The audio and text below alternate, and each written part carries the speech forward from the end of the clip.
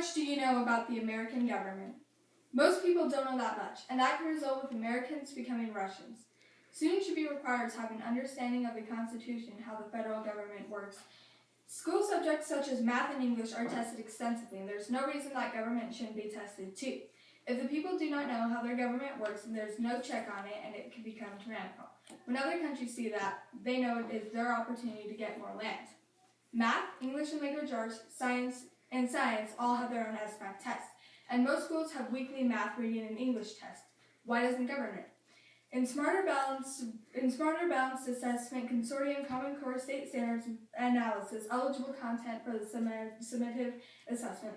Under high school mathematics, 45 out of 156, 29% of standards were not eligible for the summative assessment. 43 of the 45 ineligible mathematics standards, 96%, were ones that students weren't expected to know. That means that many of the things we want American high schoolers to be able to achieve are ones we've already decided they don't know. Tests used to be a lot different from how they are nowadays. For example, an 8th grade final exam from 1895 on barefootsworld.net was much more complicated, especially compared to today's. A wagon box is 2 feet deep, 10 feet long, and 3 feet wide. How many bushels of wheat will fit in it? Compared to an SBAC 8th grade question, in which students are supposed to make two lines that intersect at the point -2, -3, this is a lot harder. In order for you to be able to accomplish this question, all you have to know is how to find -2, -3, and how to make a line. Is this really the things we should be expecting of 8th graders and not 3rd graders? In 1895, they were also more competent in history. Some of the questions for their history section of the test was, give the epochs into which U.S. history is divided into, give an account of the discovery of America by Columbus, relate the causes and results of the Revolutionary War, and know the events associated with the years 1607, 1620, 1800, 1849, and 1865.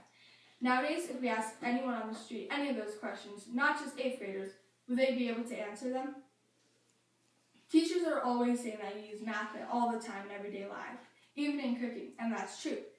Now, you won't always be thinking about government, but you're not going to die or risk your life if you don't know how to find X.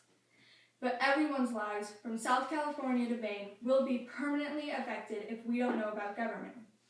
And few people do. For starters, the president has very little power. He can sign or veto laws, but vetoed laws can be overruled with a 2/3 majority from Congress. He can make treaties, but the Senate has to approve those. There's little he can actually do, and none of his powers are to naturalize 5 million people. President Obama did not have the power to do this. That power is given to Congress as seen in Article 1, Section 8, Clause 4. The government is stepping out of its boundaries and doing things it cannot do. But since the people don't know they can't do these, there are no checks on the government. The government isn't going to say, this is good. I've come out this far, taken this much power, this is fine, I'll stay here. When you get some power, you want more. Nothing satisfies greed. The government will keep taking power until it's stopped, and there are 2 ways that can happen. One of which is that the people educates themselves and comes out and holds the government accountable. The other way, other countries will do it for us. Countries are always looking to expand. This is called expansionism. If you're a country, what do? You want more land and more power.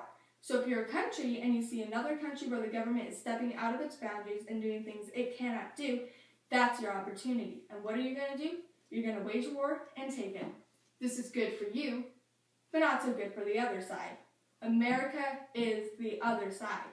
Our government is stepping out of its box. Other countries will be looking at us to see when we're unstable. When apples are grown in an orchard, farmers watch to see if they're ripe. Then, when they are, they pick them. When our government takes power it does not have, other countries watch to see when we have no stability. Then, they step forward and will wage war to take this country. This is all avoidable, and it starts with educating people. When people are ignorant of what their government is doing and what it can do whatever it wants. And when other countries see that, they will take action. Other countries aren't the only ones that can take action, though. If students are required to know about government, we will have an educated generation, one that can hold the government accountable. All people need to know the limits of the government's powers, though. Educating students is just the first step on the road to an educated people.